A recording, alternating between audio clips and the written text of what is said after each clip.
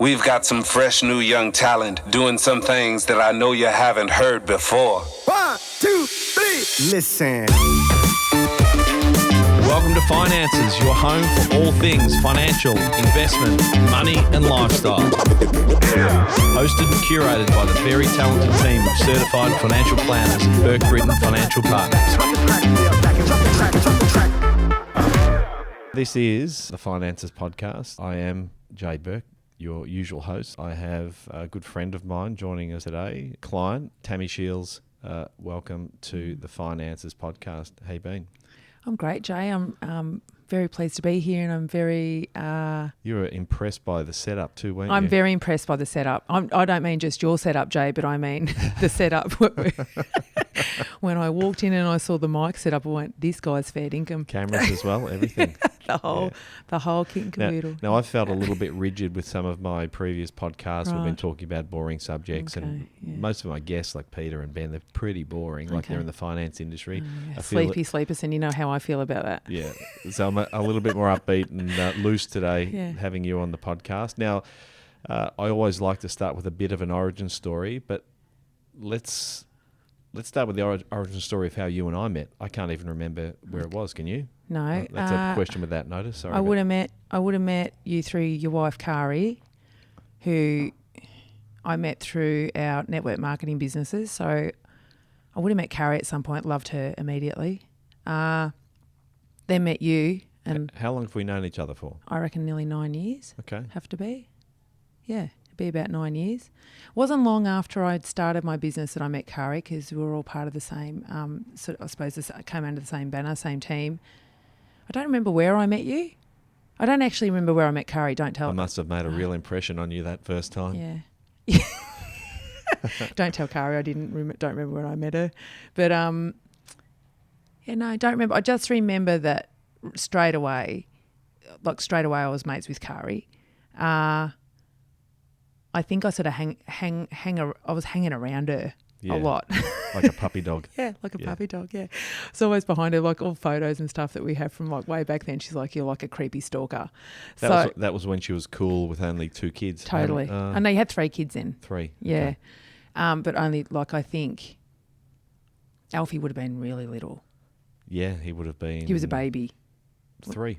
Yeah, it would have been 3. He was little.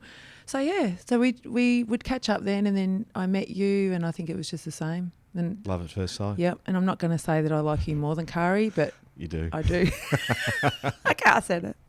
All right, let's because we couldn't nail an origin story there. Let's go back a little bit further to where'd you grow up? What's your family history? And how did you end up where you are today, living down in Barwon Head? So let's go way back to where you're from. I'm very posh now. Shows the extreme transition from country bogan girl to living in Barwon. Remember, you're not allowed to say journey today. I know. I went to say it and I changed to transition. Transition. Yeah, I like transition. Yeah, that's been co-opted as well recently. But anyway. Oh, whatever. Anyway. So whatever you like, Tammy. So I grew up in Tatura, northeastern Victoria, just a little country town outside of Shep. I always say Shepparton when someone asks me where I'm from, because no one knows where Tat is. Well, all of our Shepparton clients will be interested to know that you'd be very well known in the Golden Valley region. Probably for not things that I'm proud of. Yeah, grew up there. To be honest, as soon as I was old enough to get out, I did. How old was that? About 17, 18. I moved out of the small town. I sort of felt like I wanted to see the world. I always sort of felt a little bit claustrophobic, and I think I always felt that people have a perception of who you are when you're in a town, a small place like that, and that perception of you stays as it is forever. So even I think today, if I was to go back there, people would still see me as Tam from Tat from right back then. They don't know anything about my journey. There you go. Or where I am today, what I'm doing. Were you on a dairy farm, or did you just... No, we lived in town. Dad's a panel beater, had his own business as a panel beater. Mum was a stay-at-home mum, but once my youngest brother, I'm the eldest of 3, got 2 younger brothers, and I'm the boss. And they, as soon as my youngest brother started going to school, Mum got herself a part-time job. Mum was always somebody who always worked, always had an income, always... I always found it very important to have our own financial independence. You seem as though you've a bit of that's rubbed off on you, I'd suggest, Tammy. Yes, that I think for me, particularly what I'll talk about over the next little while is I'm really passionate about women having knowing what their bank account is. There are a lot of people that I speak to through what I'm doing now that just really don't know anything. And I mean, Jay, I'm first to admit to you, and you know this, I hate really talking about, I guess, finances. it bores the crap out of me, it really does. But I've been I suppose, I don't need to know everything about it, but I also have somebody else that's a professional who's you in that space that can give me advice about what I should do in regards to it. So I'm not good at everything. I'm actually good at everything. I'm not great at everything. And so it's not something that interests me, so I don't spend time doing it. But what I do is I have people around me who are really good at it. So yeah, I think that's important. But I'm knowledgeable now. I've always been knowledgeable about, having my own income. I've always worked, had my own money, not being great at managing money, but certainly conscious that I, particularly when I went through my separation divorce, which I'll get into in a minute, that I had the right plan in place around that. And I knew I did not have the tools to be able to set that up. I had to get someone else to help me, which was you. Yeah. Obviously, we're coming up. There's some method behind the origin story for yourself, because it leads to a couple of fairly significant life events for you, which, from a planning point of view, very relevant, and things that I've been a part of, been able to help you with over I was going to say your journey. But yes. Let's, before we get to those, let's keep the timeline ticking. Yep. So you left Tatura when you were Tatura. 17. Where did you go then? I moved up with a few mates to Cairns. To Cairns, Yeah, okay. Actually, my boyfriend at the time, he had already just moved up there with a couple of mates. And so I got on a Greyhound bus and spent a beautiful 3-day journey up to Cairns. Did you have a plan, or you just... Nah, just turned up. Ticket and go? Ticket and go. So packed up what I had, went up there with a backpack and another bag, I think. So did you finish school? Yep, finished year 12.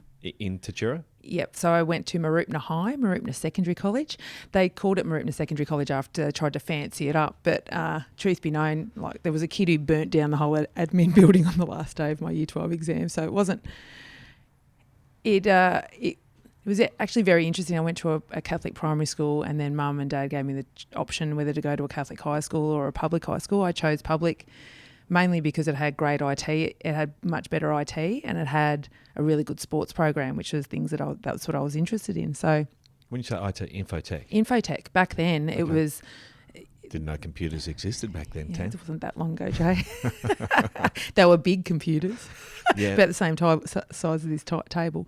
But that's what I chose. So that was I went from being a really naive young kid in a Catholic school in a small town to an environment that had a totally different socioeconomic level, lots of kids who were really living on benefits, lots of kids who were dropping out of school very early. Back then was Tatura, Goulburn Valley still fairly heavy population of migrants? Yes. Yep.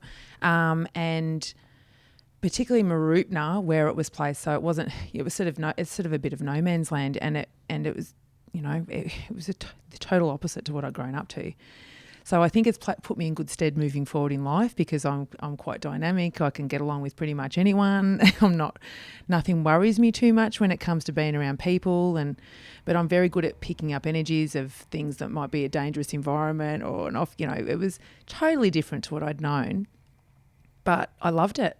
I loved the diversity of the people that I got to hang out with. Yeah, that the exposure to a different environment, giving you that sort of radar, like you mentioned, it allows you to sort of see what's going on in the world more broadly, rather than living in this tiny little bubble. Yeah. And so once I left high school, I think I got into... I'm going to be honest with you. I was drunk at my year 12 English exam, so I didn't didn't even care, but passed. So I was always a really good student. Was it in the morning or was it at night? I don't know. It was mid-afternoon maybe. Wow. So I was that kid that I was always smart enough to get by just doing what I had to do, but wasn't striving. And I think probably, if I'm going to be really honest about it, I don't think I felt like I was going to be able to go to university because my parents they weren't. I didn't feel that they were in a financial situation, maybe even put me through university. So that had you thought maybe I'd like to go to uni, but mum and dad, I don't think you're going to be able to pay for it. Yeah. Okay. Yeah, I definitely remember that being a thought process back then. Look, there were a lot of wealthy kids that went to the school that I went to, farming community all around as well, a lot of wealthy families, old money. But then, of course, like I said, there was kids that dropped out of school at 13 and 14, had kids of their own. And it was just, this very different sort of exposure to life and what you want to do. So in saying that, I didn't really know what I wanted to do either. And I hated being pigeonholed into doing one thing. So when I finished year 12, I went and cleaned some houses for some people. I actually packed tomatoes out did some fruit picking. As you do in the Golden Valley. As you do in the Golden Valley. Packed tomatoes, 40 degrees in a tin shed, packing tomatoes. It just gave me a really good insight as like, do you know what, this is not what I want to do for the rest of my life. But it also... I suppose it was a way of earning an income, and I knew I had to make money. I was never going to ask mum and dad. I was never in a situation where I expected my parents to pay for anything. It's kind of important. I'm thinking about Willow, who, my eldest, working at McDonald's, saying, "Hey, Dad, I don't really like this." And I go, "Yeah, it's kind of good to do that work that you don't like and realise that actually I don't want to be doing this for the rest of my life." Yep. So uni wasn't on for you. No. You jumped on the bus. You went to Cairns with some friends. How long were you in Cairns for? I was up there for a couple of years, got myself a job in a roofing business. Were you climbing around in small spaces in a roof? No, I was the admin. Funnily enough, I ended up being sort of like the trust accountant and worked with the money and the finances part of things for somebody else's business. It was good. I was up there for a couple of years. Boyfriend. They obviously didn't ask you whether you enjoyed finance when they gave you that role. I just, you know what? I think it was. I don't know if it's the same now because I'm not in the position, but I've always found that if you need work, you can find it. And I wasn't fussy about what I did. I was like, I need a job. I'll go get a job. And I've sort of always been like that. It didn't really matter what the environment was at the time. I just need to make money, so this is what I'll do. And I loved it. I learned a lot in that role, and they were fantastic. I actually broke up with my boyfriend when I was living up there after about 18 months. And the boss said to me, "Well, how are you going to get around? You don't have a car." And I was like, "I don't know yet. I'll get a bike." And he said, "You can have one of the company cars." So here I was like loving life. I was pimping it in the boss's car. They gave me a company car. I was 20. I was getting around in Cairns. I think I started to date one of the roof plumbers. I was having a great time for a while. and then I hadn't seen mum and dad for 2 years because they hadn't been able to come up and visit me. So I ended up flying home. I decided that's it, chapter over. And so got back to Shepparton. Needed to get a job. Actually got a job as a debt collector for a place called Receivables Management Group, which had great fun, like for part of it. I mean, it was an awful job. You had to ring old ladies for like $3 and $5 from Golden Valley Health that they hadn't paid their account, and send the sheriff out and do all that sort of stuff, which wasn't great, but it was a job. But the thing was, it was right next door to LJ Hooker in Shepparton at that point. And when a job came up there for a trust accountant, I went for the job and got it. So another job in finance. Can you believe it? Yeah. So I was a trust accountant for LJ Hooker. I reckon I was probably stayed for about 12 months. Had my 21st when I lived in Shep. Got involved in the footy netball club, did all the things. My life in terms of health looked very different back then. Drank a lot, smoked darts, like total different to what I am now. A little thicker. You've seen the photos. I have. You've seen the wraparounds. But still played sport, was still sort of active.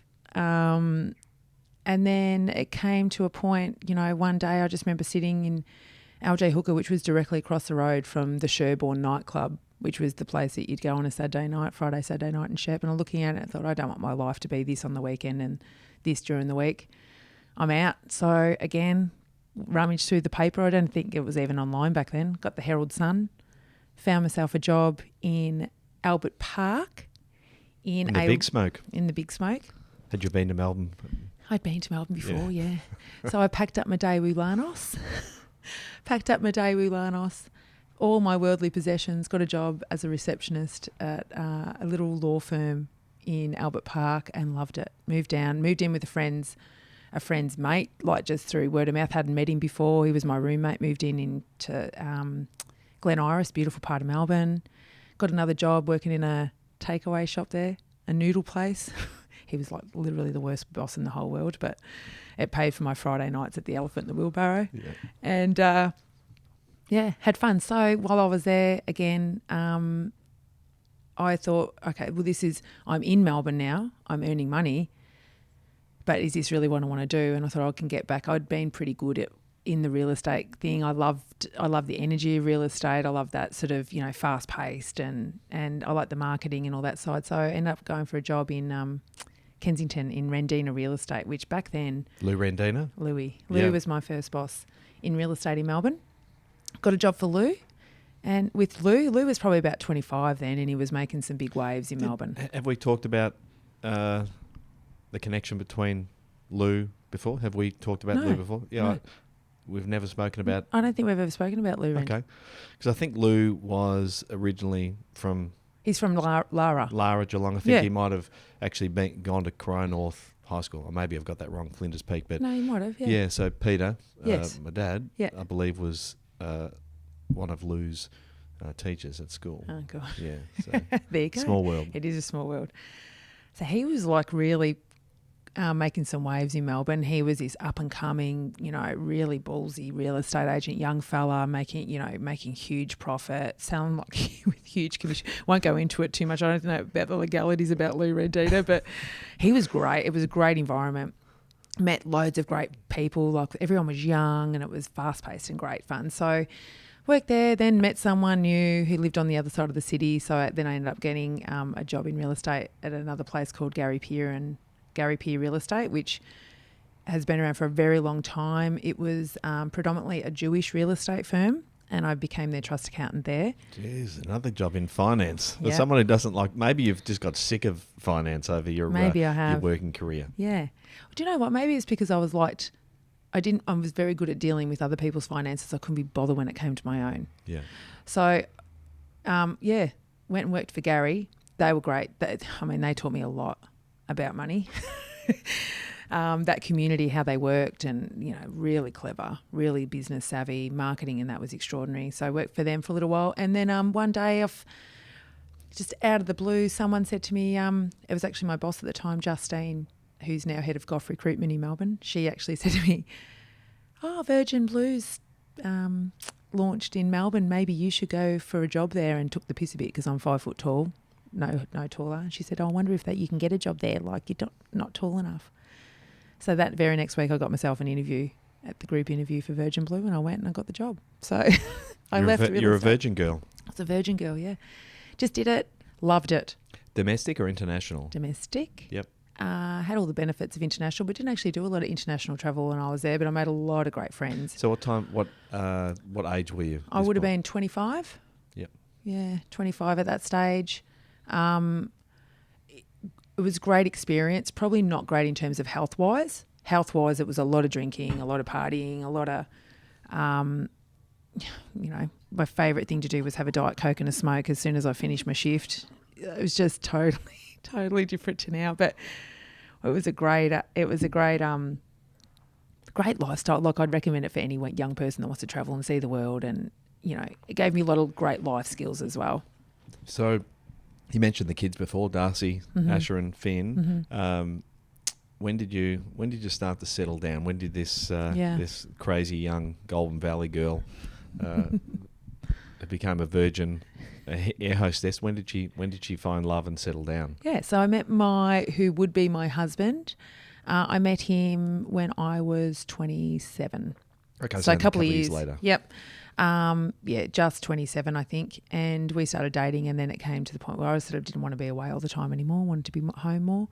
We were living together. We actually lived together from the moment we met, because I was actually living with his flatmate. As his brother was my flatmate at the time, and he'd moved down from the Sunshine Coast, needed somewhere to stay, so he moved in with us. So that was it. We met, we started dating, and 2 years later, I fell pregnant with who would be my first son, Finn. Had Finn when I was 30. We got married almost a year after that, it was just a year after that. So I had Finn in 2008, got married in 2009.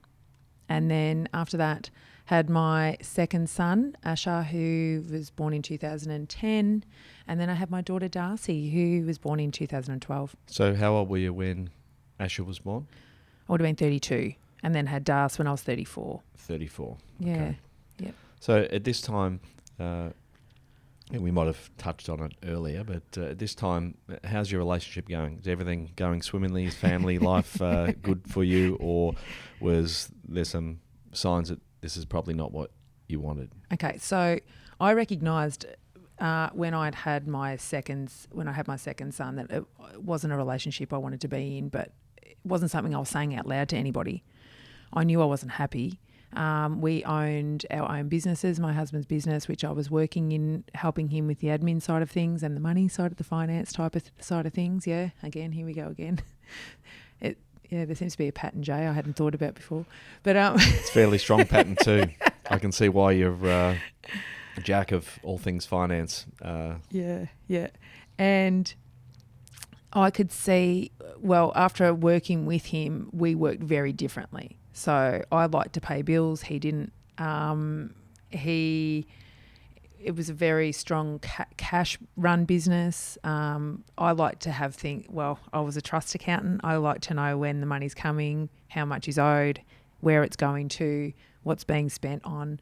I understood business as though it's not just the cash you have in your pocket with overheads. I really understood that well. He didn't so much. So whilst he was very good at making income, he was not good at all at managing it. And that caused a lot of stress. So after a couple of years, I stepped away from the business. We ended up getting a bookkeeper at the time who was a friend of ours to step in, and he said, I'll be able to handle it all. Leave it to me. And it was around about that same time, actually, when Asher was born, Asher was born in 2010. I had a life-altering moment. One of my very best friends died suddenly, and it was then I realised that I'm not happy, but I sort of didn't know what to do, and I didn't want to admit it. We'd bought a block of land. We were building a house. Had 2 kids. I was ticking all those boxes. So how old were the kids at this point when you had that realisation? You lost your friend and thought, hey, yep, life's short, this is not what I want. They were 2 and a baby. I had 2 of them at that stage. They were 2 and brand new. But I stayed. And I just sort of thought, okay, well, what can I do to sort of make things better or ignore them? So I got busy planning the house, built the house, got busy decorating the house, got busy buying shit at Country Road no one needs. I got busy got busy being busy. Ended up studying at that time. I had Darcy 2 years after that, so I had Darcy in 2012. I remember sitting at my kitchen table and studying to be a fitness instructor then. I'd started doing some mum and bub classes in my backyard. I was starting to recognise that I needed an income of my own, but with 3 kids under 4, timing was limited, and managing 3 little kids with 1 at kinder, it was sort of like, what can I do? What money can I make? What can I do to create an income stream at this point? So what actually were you thinking at that point? Listen, I need to have an exit plan, or not yet? No, okay, no, not yet. So it was. I think I knew things were bad in terms of his business wasn't going well. Nothing was being told to me, but a couple of people had reached out. I'd actually started fitness instructing for someone, funnily enough, a friend of mine at her local gym. And but my husband at the time was also doing some business with them, and he'd owed them some money. And when I'd approached her and said, when am I going to get paid for the work that I'd done? She said, we can't pay you because your husband owes, a certain amount of money. So I'd been doing this fitness instructing to sort of build a little bit of independence around that, but I ended up not being able to receive it because he owed them money. So there was always a lot of stress around money through my marriage. At that point, what was kind of your internal dialogue? What were the conversations? I'm assuming at this point, were you having conversations with other people, or was it mostly the self-reflection? You're thinking inwardly, shit, what am I going to do? Inwardly. Yep. And then So what was inwardly, I was thinking, what am I going to do? I've got 3 little kids. I don't think I was thinking about leaving. I was thinking about how can I help at this point. We'd started doing some marriage counselling, sleeping separate rooms, not having a relationship whatsoever, which we hadn't for years anyway, but we ticked all those boxes like you should do when you know that there's something coming down the barrel and you don't necessarily want it to be that. I was always pretty, like I said, I was always good at everything, yeah? And thinking that I was going to fail at marriage was something that I wasn't willing to do without putting up a fight. So I suppose I glossed over the bad stuff for a long time, but internally I was recognising that I needed to get our shit sorted out. And it was probably about, I think Darcy would have been, my daughter would have been, well, how old she's now? So she's 10 now. So it would have been a year after, she would have been a year old. And I had actually reached out to a friend of ours, Jay's and I, her name's Danny Stevens. Her son Finn and my son Finn were going to kinder together at that stage. They're only little, same age. And she was very quiet, Danny. But I think I'd seen on social media or on Facebook or something that she was running this business from home, earning an income from home. I actually approached her at the beach one day. The kids were doing surf groms together, and I walked up to her and I said, "Hey, what's his Arboni thing you were doing?" And she said, it's called Arbon. And I was like, well, can you tell me about it? She goes, well, I'll pop around and have a cuppa. And she talked to me about network marketing, and it blew my mind. I'd never heard anything like it before. I straight away saw the business side of it and went, okay, this is an opportunity for me to make an income at home with kids. If I can teach people how to shop online, no problem at all. I've been doing it with my country road sales for ages before then. I was booking flights online. I was doing everything online already. And so I really got the concept of the business very quickly and very little overhead.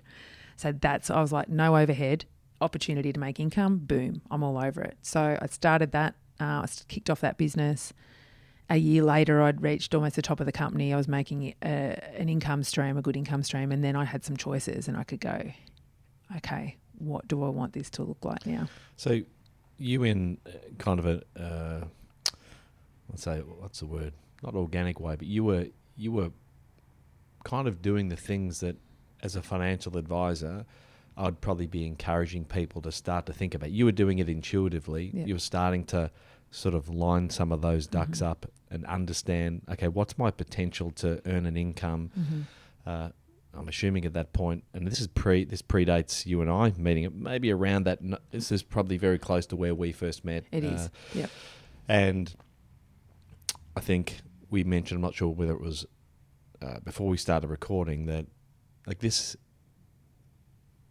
event in your life is not unique to you. No. It's unfortunately something that a lot of women particularly struggle with, and of course men do as well, but women struggle very much with that sense of understanding exactly where they sit in the financial world and contemplating, okay, if I do go my own separate way, then what have I got?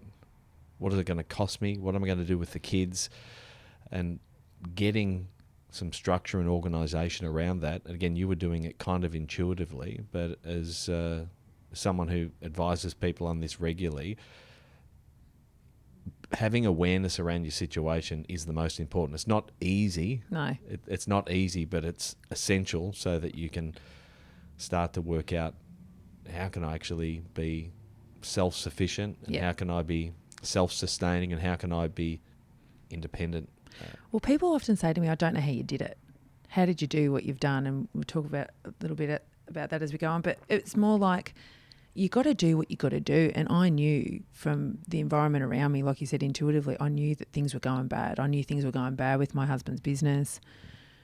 Look, we had all the stuff, like we had the cars, we had a nice big, 50-something square house. We had, 4 different types of linen I could use on every bed, like all that shit that doesn't matter. Yeah, but I had all that stuff. So from the outside looking in, people were looking at a family that was going pretty good. Yeah.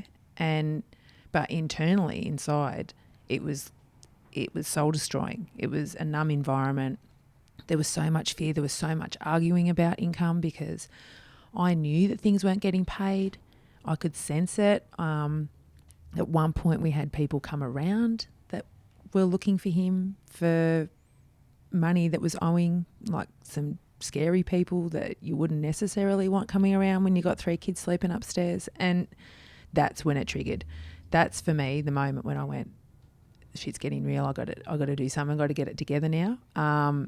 And I specifically remember that day my brother came inside and said, there's some people outside, they're looking for your ex-husband, or looking for your husband, and what are you going to do? And I was like, I know exactly what I'm going to do. And thankfully I'd already put in place a few of those things. I'd already got smart about my money. I'd already started having, and I mean, look, I truly believe if I can do it with 3 little kids under 4 in that environment, anybody can do it. If you need to do it enough, if you really need to, you can find a way. There's money out there to be made. You've just got to, be open to different ways of earning it. So it was probably, I had one conversation with a friend, only one conversation with a friend about it, saying, I think Darcy would have been, Darcy would have been 2. So my kids were 6, 4 and 2 when I made the decision to finally leave. And my next conversation was with you. So I called you and I said, this is what I'm doing. I've just put the house on the market. Went back, had the conversation with my then husband, said, I'm separating from you, don't want to be in this environment anymore, I'm leaving. And he was like, pretended that he didn't know it was coming, but it was. But what I did right from the beginning is that I think maybe, J. Burke, the universe brought you to me because you were the very best thing that I could have done at that point. For somebody who'd worked clearly in finance for all these years, I knew that I didn't know what the steps were that I needed to take in order to safeguard my kids and myself moving forward at that point. And I'm not on here today to talk, to badmouth my ex-husband. He had his own stuff going on. He was going through his own stuff. But what I will say is, even in an amicable situation, when your partner and you, have agreed to separation, I don't know how else to put this other to say that I think it's a really stupid thing to do, to just trust that the other person's going to do the right thing by you. And that's the biggest mistake I see women in particular make when they're considering or going through separation and divorce, is they just trust. They will say to you, that I wouldn't imagine that would happen to me. I couldn't imagine he would do that to me. I wouldn't imagine that he wouldn't pay for his kids. So I can't imagine he'd never pay for, support us. I mean, seriously, it's like a broken record. I hear it so often. And thank God I rang you and I need to get my ducks in a row. I don't know what to do. I don't know. I really didn't know the first thing to do. So I asked for help. And when you say it out loud, it can be something that I'd had all this internal dialogue for many years about. But when you say it out loud, it becomes real, and then you can do something about it. And yes, it was scary and it was awful, but it's scarier and more awful when you don't have any power or any knowledge or any plan. That was way worse. Yeah, I think that holding on to that, like you said, you held on to that, a lot of that internally, and being scared internally without actually having some support structure around you is the worst. And I think, again, we spoke about this earlier, that anyone thinking that a separation is a simple thing or an easy thing should, reconsider, because it's a very, very, I don't mean reconsider separation, I mean it's a difficult thing, and you should go in with open eyes, knowing that it is difficult and that you do actually need support. So surrounding yourself with support is super important, and I think that it's one of the things that you did, again, probably intuitively, when the kids were very young. And I think the benefit of you having experienced that is that talking about it today, you can actually give people some structure and say, hey, here's some of the things that I did intuitively. Maybe I did them well, maybe I did them poorly, but these were the steps that I took to put myself in a better place, to put myself in a position where I could be truly independent and do my own thing. Yeah. I think Oh yeah, there's definitely things I stuffed up, but I had already started putting really positive, great role models around me. I had, I was stalking Kari, which led me to you. Another couple of girlfriends. I was very conscious at the time. I didn't tell a lot of people about my situation because I didn't want to have to explain it energetically. That would have been difficult for me. I couldn't be bothered with it. I didn't want people's advice. I tend to never take advice on from people who aren't living a life I want anyway, but I also didn't want to man bash. I was, my kids, their dad was still their dad. As much as we'd had a difficult relationship, I still wanted him involved in their life, but I also knew that with the way he managed money, I would have been a fool to not safeguard the kids and I around that. It just so happened, look, we sold our home. I think I put it on the market. We sold it about a week and a half later. Probably 90% of the income from that house sale went into business debt, that most of which I didn't even know existed. But I agreed to pay that out because we were married for that time. So we were a partnership. I think I came out of it with maybe $50,000 or $60,000. I think that's all I had, nothing else. And I was a primary caregiver to the kids. So we actually ended up renting a place together. He moved in with us for a few months until he could get on his feet because we sold the house so quickly. I didn't want him moving out of the house at Christmas time, it was around that time of year, and I didn't want that associated with – I didn't want the kids to think about Christmas with Dad moving out. So he moved out in the January after Christmas. A couple of weeks later I said, okay, it's time. But, every person's situation and everyone's situation and their family environment and how they're running things is very different, which is why I think getting advice on your personal situation, like I can't tell people what's going to work for them. I can just talk about what worked for me, and I'm able to now thankfully have access to lots of great people and professionals that can help in this space, that can give advice. I think everybody who is considering separation and divorce or going through it should have financial advice. I think every single person who's going through it should have personal insurances to cover things if something bad was to happen. I think that every person should have some type of legal advice about custody and put that in place. I think you just got to do the stuff maybe that you don't want to do. Yeah. Talking about the legal side of things, and again, I don't want to segue too far into sort of the detail of sort of family law, but one of the things that scares people a lot is that idea that as soon as they start to talk to solicitors, that it's going to, everything's going to be chewed up in legal fees. Now, yes, that potential exists. That potential exists even more so if things are very not amicable. Mm-hmm. And one of the things that I'd encourage everyone to do, and this is always difficult, like I said, it's a difficult situation, but wherever possible, if you can be as amicable as possible mm-hmm. with the discussions that you have around separating. Now, that can be really tough, particularly when we've got emotions of a relationship that's fractured together with a financial situation that in a lot of instances parties don't know where all their money is. Yep. So one of the steps that I've always encouraged people to do is, as a starting point, is to get informed. Like that starting point of lining your ducks up means, okay, let's work out what you've actually got mm-hmm. so that when you actually go to the table, and this is even before you're having conversations with solicitors, if you're coming to the table to actually have a conversation with your partner about, things of a financial nature or separating, that you actually come prepared rather than feeling bamboozled by misinformation, that you're actually aware of what you've got and you can, like you did, you can yep. start to make some more informed personal decisions about what you do. And it's also a time when people are going through that they feel a lot of shame and guilt. Yep. So they want to feel like they're doing the right thing by the other person, and that can really impede on that as well. So I think the sooner you can make it, and we talked about this before, the sooner you can make it a business transaction, think about it like a business transaction, take the emotion out of it, the better. I was really fortunate. I got advice from you, and I financially separated a year before I was divorced.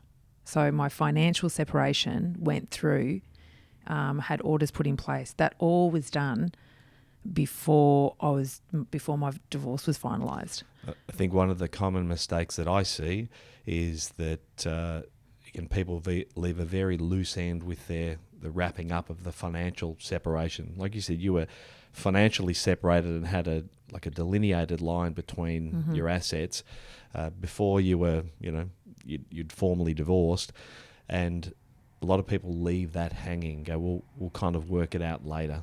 Doesn't work. He'll continue to support me here, and I'll help him there. What ultimately happens in 80 or 90% of cases, that once another relationship is started, there's a further breakdown of the amicable nature. If it was amicable before, as soon as there's a third party or a fourth party involved, that tends to go to shit. It dissipates totally. Quickly. Very quickly, yep.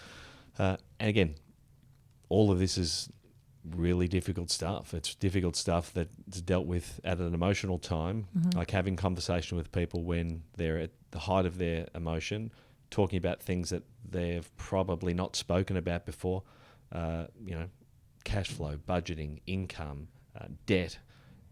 There's a lot to carry, and that's why, as you said, getting some support, whether it be through a friend who's been through a similar circumstance, whether it be going and seeking some advice. You do need to surround yourself, like you did, with good people, good role models, people that can actually point you in the right direction, and also pull you up when you're heading down the wrong path. Yeah, I think that's what I've been maybe subconsciously, I've done that a lot, is the people that I have around me, like you, Jay, and other friends, other girlfriends. Carrie's one, Danny would be one, another friend of mine, Amy. They're people that don't listen to my BS if I'm talking BS. Like, they wouldn't allow that they wouldn't indulge me if I was, if they didn't agree with what I was trying to say or get across. So, yeah, there was definitely having great support people that would have my back no matter what, but also pull me up if I was like, hang on a minute, Tam, that doesn't sound, do you think that's fair? Do you think that's the right thing to do? And there was no real, I don't really remember. I think I got upset the first time I came and spoke to you because it's the first time I was really talking about stuff out loud. But from that point forward, I don't think I really had, leaving here and having a plan in place was literally the best thing I could have done. Particularly later on in life, a few years later actually, but yeah. And then when, I think we'd been separated about 6 months, and my ex had found a new partner, met someone new, and I had about a month later. That's when things that were sort of going along okay at that point 100% took a downward spiral, and particularly around, so we had done a financial separation in terms of assets and income.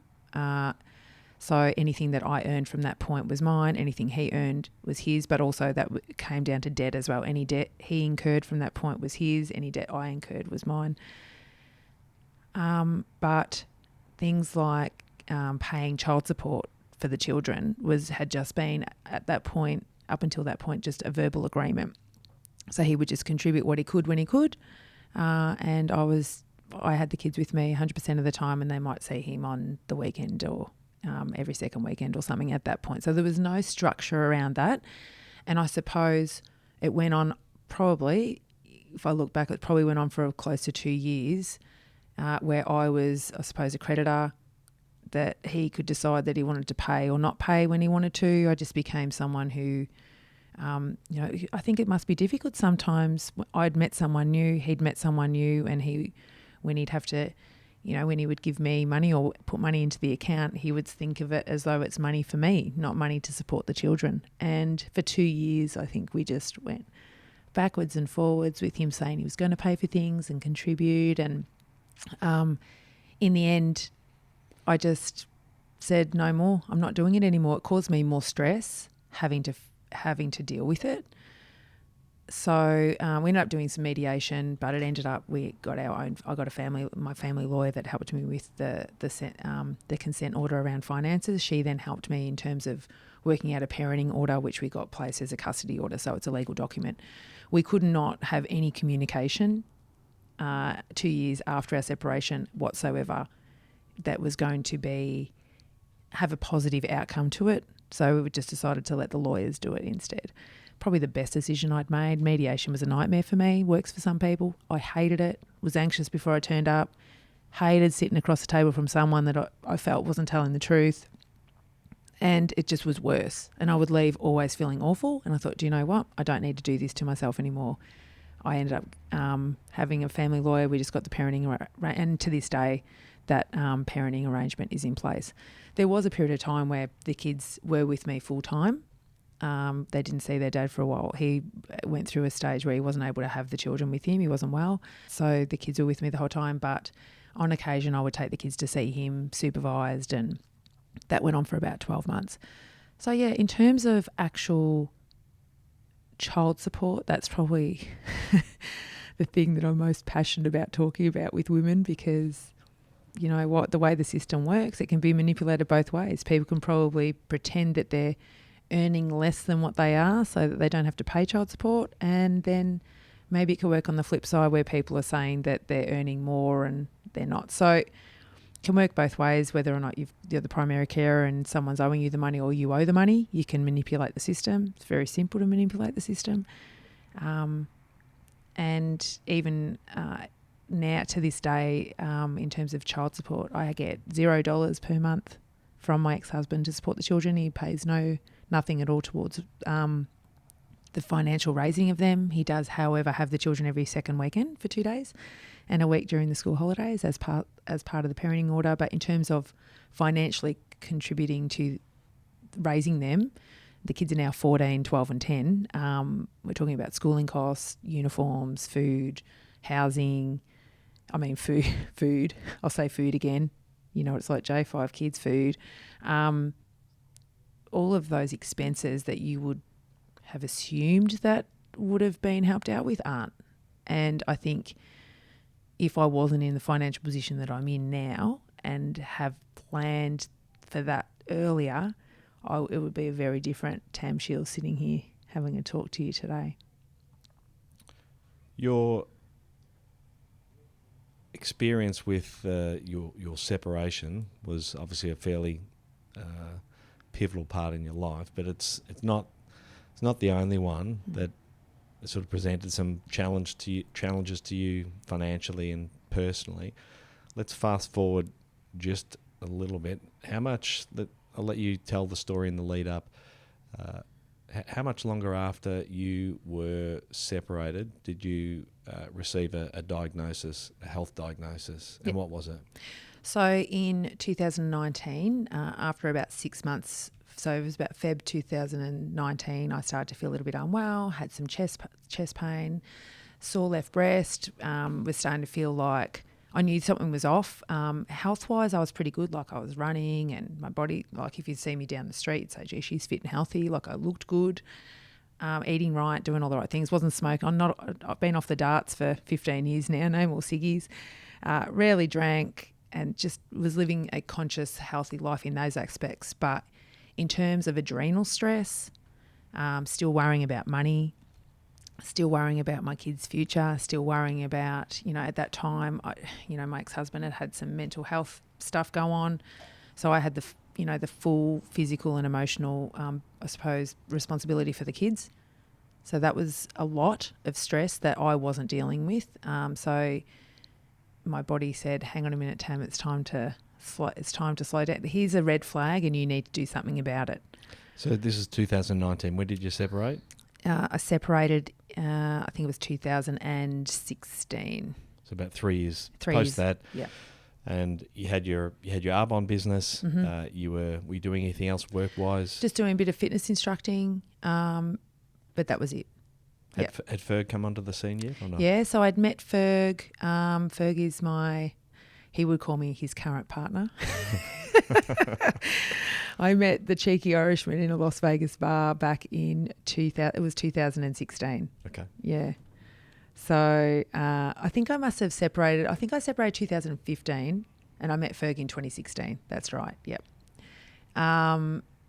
And yeah, so we'd been dating, but we had a long distance relationship. So he's from Ireland, he's from Dublin, Ireland, but I met him in Vegas. He just started a business over there, and we met the old fashioned way at a bar, and we'd started dating, but traveling between Vegas, Bowen Heads and Dublin for a couple of years. That was probably, looking back, that was a big stress too. Every time I would go and visit him, I would be missing the kids, and every time I was with the kids, I was missing him. So there was a lot of stresses that I don't think I was managing, and that for me is, looking back, I'm like, that's why I was diagnosed with breast cancer in August of 2019. I had noticed, like I said, some changes in my body, and after about 6 months of being told it was just hormonal, don't worry about it, you're totally fine, I discovered a lump in my left breast, which turned out to be triple negative breast cancer, which is the most aggressive form. I found it very early because I was quite health conscious at the time. Found it very early, but did you find it yourself, or was it a mammogram? Yeah, no, I found it myself. So it wasn't didn't show on a mammogram. Didn't even show on a mammogram after I found the lump. It only found on ultrasound later, but you could feel it at this stage. So it popped up. I could feel it. Went in. I remember having the biopsy done, and I actually remember going back to the GP to get the results, and I'd taken the kids in the car. Kids were in the car park. Don't tell anybody. The kids are in the car park. And I said, I'll just pop in. Turn the radio on. You'll be fine. Don't fight with your brother. Leave the air conditioner on. Put the window down. And I ran in and thought I was just going to get they were going to say, yeah, it's fine. And she sat me down, the GP sat me down. She said, I've got some very bad news. And I said, well, that's not yours to determine. You get to tell me what the news is. You don't get to say whether it's good or bad. And she said, well, you've got triple negative breast cancer. So in that moment, rather than being totally freaked out, I remember I didn't cry at that stage. Well, the kids are in the car outside illegally. But all I remember is going, okay, now I need a plan. And so that's what I did. A friend of mine was working at the Geelong Breast Clinic at that stage. I just messaged her straight away, hey, my diagnosis came through, got breast cancer. Who's the best oncologist? Who's the best surgeon? Who should I be seeing? Who should I be getting my referrals to now in Geelong? She gave me that information. Like Kim Prince was my general surgeon, who I saw first. Just saw her last week actually for my 3-year all clear check, yay. But it was because I wasn't worried about finances that I didn't think about getting the best care, I think, at that point. I was like, I just need to have the best people look after me and get through this. I also had a Chinese medicine doctor. I had a functional surgeon. I had, I was able to spend time and money on things that really I knew were going to help me through that. So diagnosed in the August, ended up having a double mastectomy and a reconstruction in October. I had a flight booked to go to Dublin in December. Actually, it was like the 20th of November, and I said to my surgeon, I need to be on that plane. I'm going over to see Burke for Christmas. She said, Tammy, I think that's a bit ridiculous. I was like, whatever. So had the surgery, was on a plane a couple of weeks later.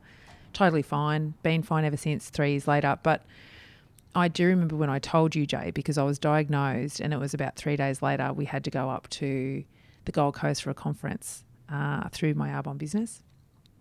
And I hadn't told Kari. Danny knew, who was with me, and Megan, who was my friend who worked at the Geelong Breast Clinic. So all these people that I'd met through the Arbonne business.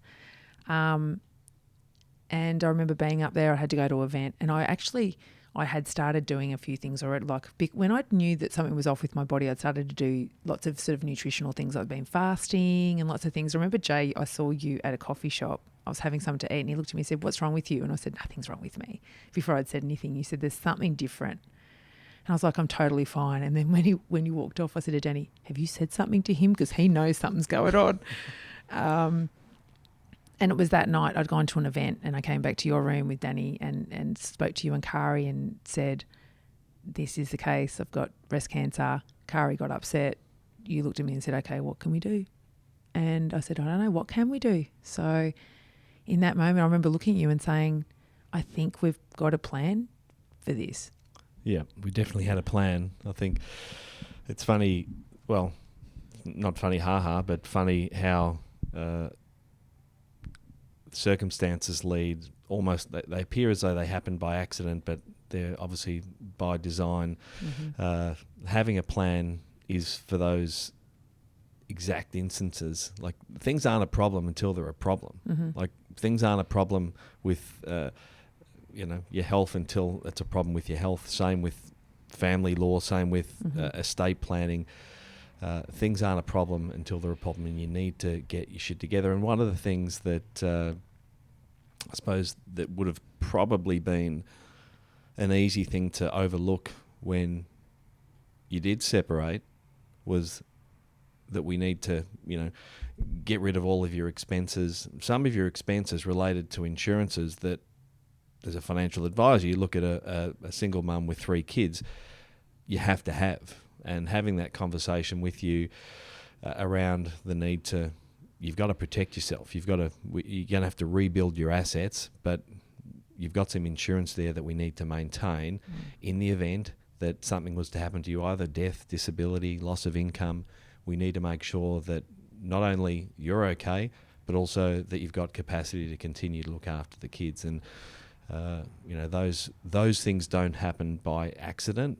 And being in this game for 20 odd years now, unfortunately or fortunately, whichever way you want to look at it, we've seen a lot of our clients, and also people that come to us who haven't been clients, that are in very different situations. Those that have put a plan in place and have that sort of insulation of protection around them, and then you've got those that thought that it will never happen to me and I don't really need to prepare. So 2019, the breast cancer diagnosis, you had the surgery, you've been 3 years clear of that, but if we backtrack a little bit, you did have some insurance in place, which was able to really take away all of the financial and probably emotional burden of everything you were having to deal with at that time. Changed my life, like literally changed my life. That preparation. I mean, I've talked about this for years with my network marketing business, even like prepare for impact, like have something in place just in case. You just never know what's around the corner. And having insurance, I remember times, Jay, though, like I remember thinking sometimes, like I remember it being a significant chunk every month of that I'd have to pay in insurances. Yep. And I was going, maybe you should cancel it. Maybe that's something that I should, could I cancel that? Or, maybe I get on a lower bent, like maybe I can cut part of it down. And I was just this inner knowing going, you know what? That's a safety net. That's preparing for impact. I'll do anything I have to do to make sure that I continue to pay that, if nothing else. Thank God. Yeah, and I think it is like most things. It's complicated, and there are different circumstances where maybe looking at people's insurance and seeing that they've got more than they need, and they can actually reduce some of that cost, but it's really case by case.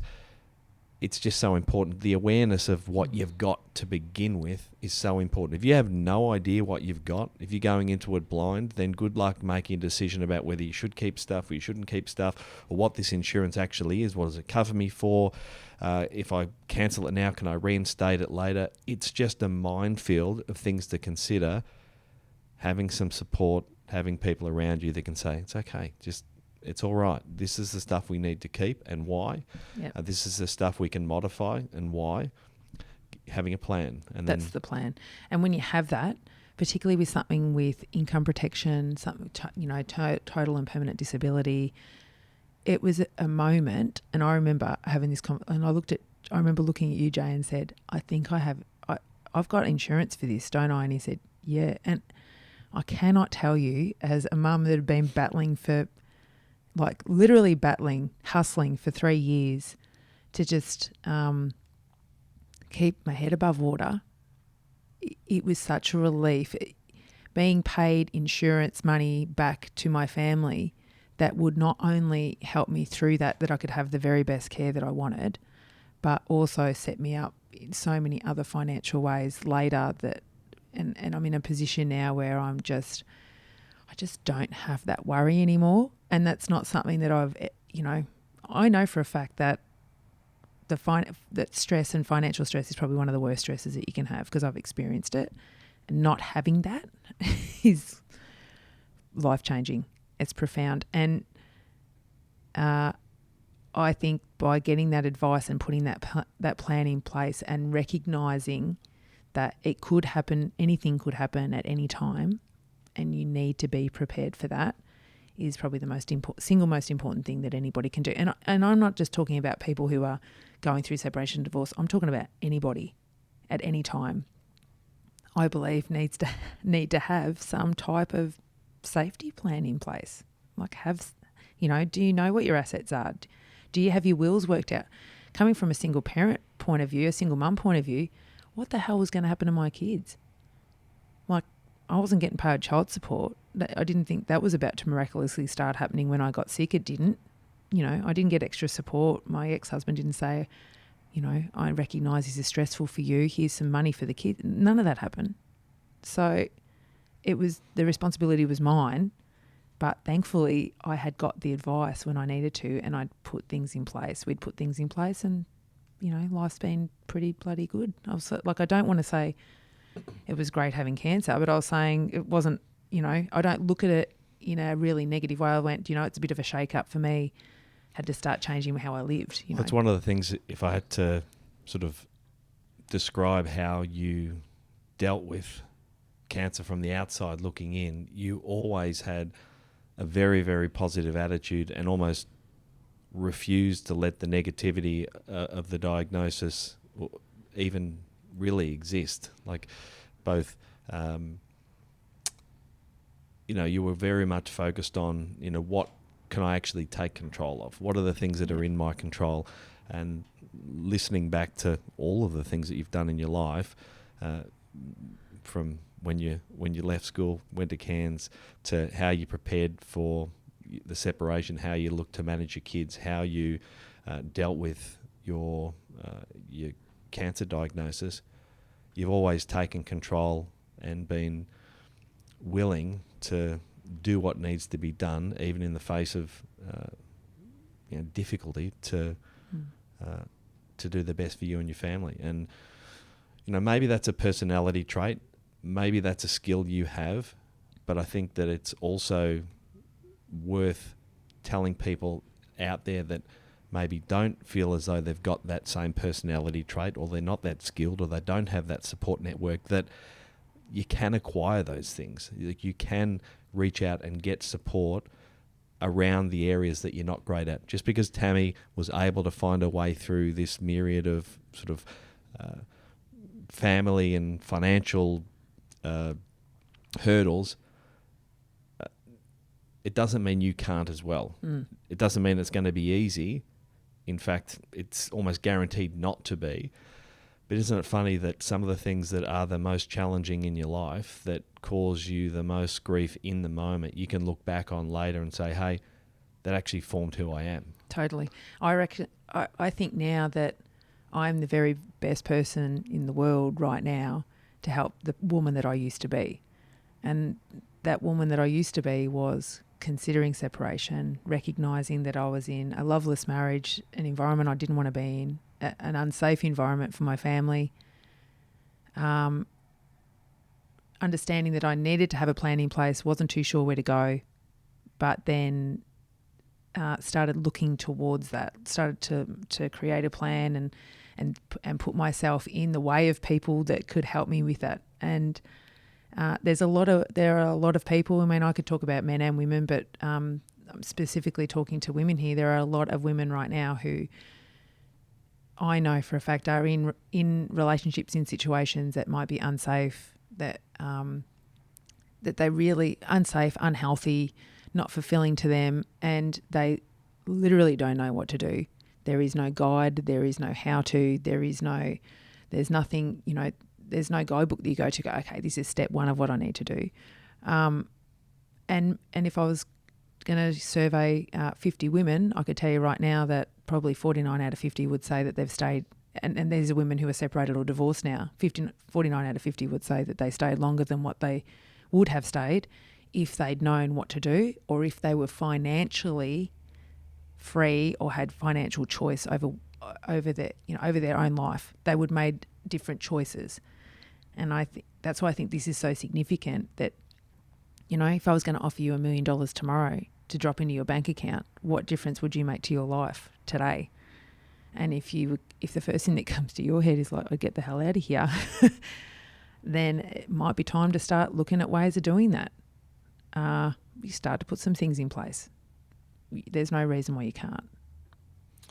Well, this is probably a pretty good way to round out the conversation today, Tammy, and probably a good segue into, because I don't think we've mentioned it yet, about how your own business and conversations and consulting around this area have evolved to your current project, the project that hasn't quite released yet, but that you're working on, given the passion you have around particularly women empowering themselves to get their shit together, get a plan in place for and prepare for impact for things like separation, being in relationships maybe that are not healthy for them. Mm-hmm. So what are you doing with yourself at the moment?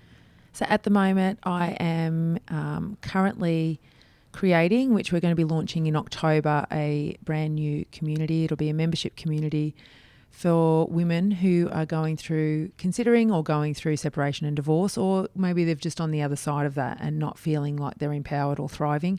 But I suppose out of the back end of all of this is my mission, I now believe, is to help women who are transitioning through that entire process, moving through that process, how to do it in a way that's going to give them the most positive, empowered movement through that, not be a victim of their circumstance, and instead come out of it like I have. I've got an amazing life. Might not be the life that the listeners want right now, but a version of that. Do you know what I mean? Like, I'm grateful every single day. I have a fantastic, beautiful, healthy family. I've got a healthy body. I have income. And now I have knowledge and opportunity to help other people who are going through this process. So that's what I'm creating. So the I Am Tam podcast kicks off in October. And that's going to be, I'm also an integrative nutrition wellness coach. So it's under that banner is not just, getting the right financial advice and legal advice, but also what are you doing for your own health? Are you taking care of yourself through this? Because like we were talking before, it's a really stressful time. Yeah. And just to be clear, you're not giving people financial advice or legal advice, but what you are doing is creating a community and being a conduit through which you can direct people to the services that they actually need. Yep. So the idea of the community, so the actual community itself is going to be called I Do to Divorce, which we had a little bit of a bit of a laugh about before. So I do, obviously being I do when you get married, but I do to divorce. So trying to sort of remove a bit of the stigma around being separated and divorced, and encourage people to be empowered through that process. Because I believe if you come through it in a positive way, it's also going to, particularly if you're a single parent, that is going to that's going to help everybody around you, and that includes your kids, move through that process. If you talk to my kids today, they wouldn't think that their life was any different to anybody else's. They don't think that it was a bad thing being raised by a single mum. They just think it's just normal. My oldest son told me, he's had a basic upbringing the other day. I was like a little offended by basic because I've never had basic. Did you have him define basic? I did. He goes, well, just normal, mum. Yeah, just normal. So it's probably a good thing. A good thing, yeah. Yeah. So when I look at it and I go, okay, well, after everything that I've just spoken about, to have a 14-year-old son that says, well, we've just got a normal life, mum, he doesn't have a normal life. He lives in bloody Barwon Heads in a everything. He lives in a bit of the bubble. My kids live in a bit of the bubble, which I don't mind either. But we have really an extraordinary life. We have a fantastic life. We travel. We have so many opportunities and just a great lifestyle. So I think, through my pain, I suppose my pain and my challenges born from that is my now ability to be able to direct people to the people that can help them. And you, Jay, are one of those people. I think it's super important for anyone going through that to get in touch with somebody that can help them, make an appointment. What's the worst thing that can happen? That's how I think about it. Get informed, then make a decision. So the community will be, membership monthly, and people can come in and come out of it as they please. But in there'll be resources. There's a guide on how to move through separation and divorce in an empowered way and thriving. There'll be lots of stuff in there about your health, taking care of yourself, interviews, talking to people like yourself or to family lawyers, and things that you can access. It's like a sort of a go-to portal, I suppose, for people that are thinking about it or going through it. They can come to and have affordable insight and information for where they need to go to next. Yeah, sort of a one-stop shop.